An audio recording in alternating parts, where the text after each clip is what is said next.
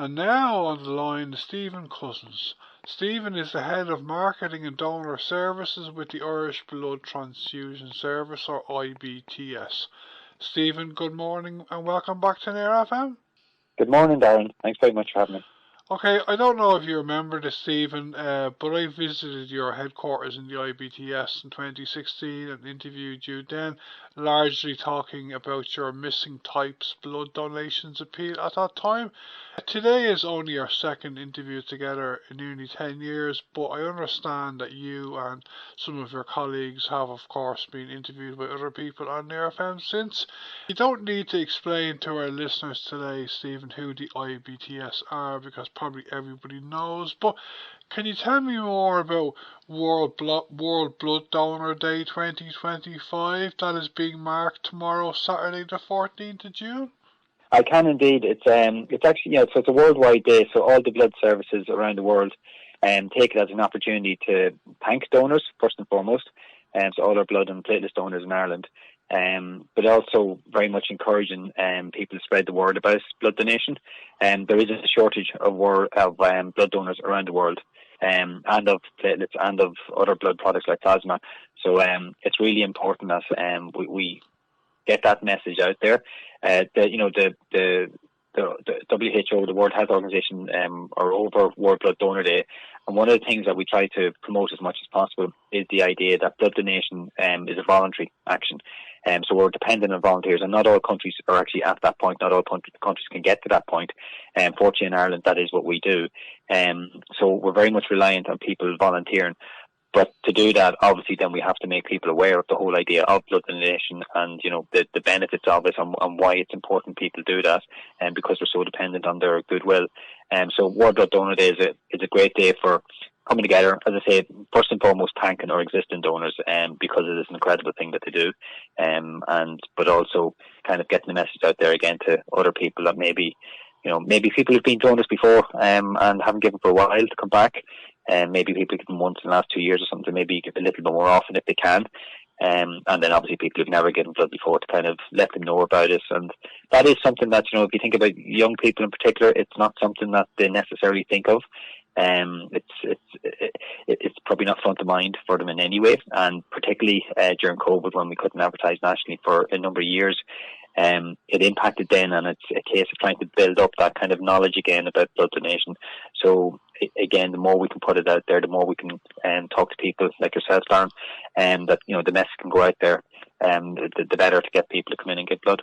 You're saying there's still a shortage. Can you tell me, Stephen, over the years, have you actually seen an increase in the number or percentage of people who give blood a few times a year, or has the number kind of remained at the same kind of level over the years? It's probably fallen a little bit overall, across all age groups, if you like. It's particularly fallen among younger age groups, and again, this is a worldwide thing. We're seeing it everywhere. So it's getting harder to get that message across in several different ways. Firstly, in terms of, you think about how we try and put our messaging out there, there's lots of ways of reaching people, but it's very fragmented. It used to be that you could have television, you could have press media, you could have radio, broadcast media, you'd have billboards, that kind of stuff. Now it's all, it's social media, it's digital, but there's more and more social media platforms, and there's more and more content on these platforms. So it's much harder to get your message to stand out.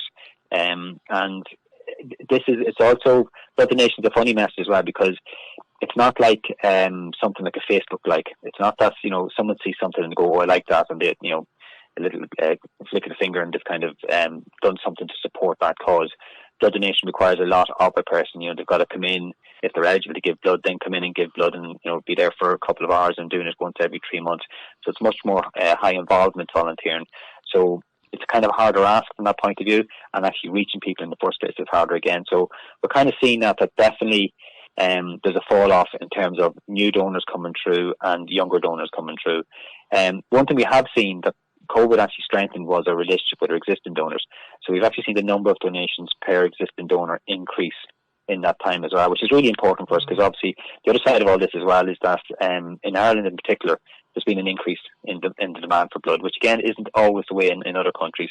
And there's been quite a significant increase in demand for blood in the last 2 years, really. So it's made it much, much tougher for us. Okay.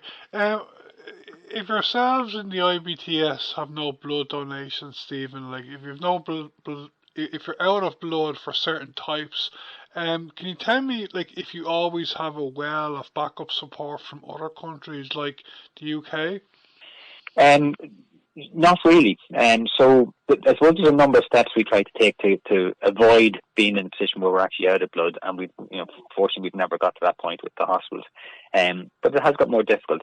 So when you hear what's going out to the media and kind of saying, listen, there's a blood shortage there, that's it's an important step for us, because often we get a response from our donors, and that helps us get out of, maybe we're in a temporary hole in terms of blood supply. That helps us get out of that difficulty. We're doing that more often than we'd like. So that shows you some of the challenges we're facing. We do have contingency plans with other blood services to try and help us out when we can, and the UK is an obvious one for us. But they've got their own problems now, and in fact, the UK's blood supply generally tends to be less robust than our own blood supply here in Ireland. So as a contingency plan, that's kind of not as reliable as it was before.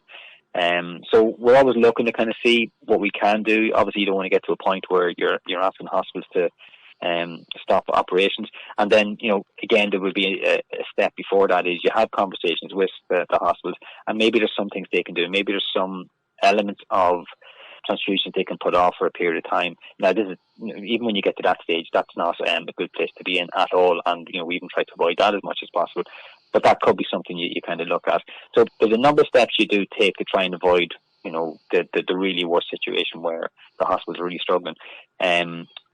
But compared to where we were 2 years ago, and compared to where a year ago, that's got more difficult. There's no doubt about it. And we've had to have conversations with hospitals just about where this is going a little bit, and maybe how they use the blood a little bit as well. It has been part of the conversations as well, to make sure that we're all trying to maximise the donations that we get from our donors. I can't give for the last few years blood for health reasons, but I did give it several times over when I was younger. Remember in Castleknock Community College, I didn't go to the school, but you had a clinic there, and I called into your centre on the side of Common Bridge a few times as well. But I find it interesting that yourselves in the IBTS actually travel regularly around the country doing clinics, don't you? Yeah, absolutely. It's in any given week we could have about 40 clinics around the country, and a number of them are, as you mentioned, there, the Fix Centre, which is the centre we have in Lear Street, or just on Collins Street. That's a really, really important centre for us, because it's there all the time. Donors get into the habit of making appointments for the specific times within that centre.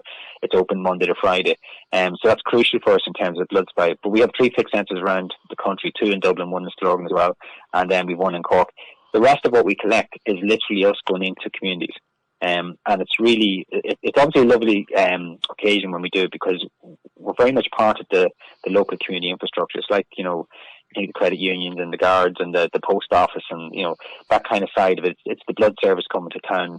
And, we can only go to any area once every 90 days, because people can only give blood once every 90 days. So there's a routine to it. And we have become part of that kind of social infrastructure within the communities. So it's a really nice and positive environment when you go there. But those clinics, they're the vast majority of the clinics we run in any given week. So it's really important when we go to any area. And, this is relevant to Dublin as well. So, for example, we go to Artane every 3 months, and we're back in Artane toward the end of July. When we come there, we have to make sure that those clinics are successful, because we've only got a limited number of clinics in that given week. And we've got to make sure we collect enough blood in the week to keep the hospitals going. So, so those kind of mobile clinics are really important to us. And I imagine you kind of publicise, if you're going to an area, before you go to the area, you kind of publicise that you're going there, do you? We do indeed. It's we've a relationship with our existing donors anyway, which is really important, and they're kind of expecting the communication from us, text messages, phone calls, that kind of stuff. But a lot of it as well is kind of working through the local groups in any area. So for example, in Artane, maybe through the local GA clubs. We're in Raheny in the middle of August. So again, we'll be contacting groups in those areas. And even today, chatting yourselves, like you kind of reach people that it's very difficult for us to reach. So again, it's brilliant that we can get that kind of message out there about blood donation in general, but also the specific clinics that are coming up. Okay. I don't know when you started doing this, but I like the way some of your postings now on social media are Osquega as well as Osperla. I think that's good. You? Yeah, it's right. There's an increase in the Irish language, and we're very happy to be able to kind of advertise in that way. A lot of public sector organisations are doing the same, so there is a push to kind of try and save the Irish language, I think. Curious enough, it's probably something we could look at in terms of other languages as well as time goes on, albeit on the clinic, it will be English that's spoken all the time, because we have to be able to understand the answers and make sure that, it's crystal clear what someone's saying in terms of that we understand exactly what they're saying, because obviously we're asking a lot of questions around their health and their lifestyle, and we've got to make sure that that the donation we take is safe for any patient that's receiving it. But you're right, actually, there has been an increase in the Irish language advertising as well. I think it's that's part of the Official Languages Act. Okay, Steve, it's great talking to you again on Near FM for the second time, the first time in nearly 10 years, and I will try to not to leave it as long to our next interview. But just before you go, you have World Blood. This interview will be broadcast on Tony's program on Sunday, and tomorrow, Saturday, is World Blower Day 2025. So, the same as kind of usual. You have appeals out at the moment, don't you? We do, and it's slightly different in the sense that it's more a positive message, I suppose, in the sense of World Blood Donor Day and thanking donors. But there's always that kind of secondary message to get people to talk about blood donation. It's by far the most important way of recruiting new donors is existing blood donors talking about it. I think the parents bringing the 18-year-old to a blood donation clinic. The parents have been doing this for a number of years. That's what kind of impresses people to kind of get involved in giving blood. So again, World Blood Donor is about thanking donors, but also encouraging them to talk about being a blood donor, because people are very quiet about it. It's a very private thing, but actually to talk about it, shout from the rooftops, to be honest, actually, that giving blood is something they're very proud of, and encourage others to do it.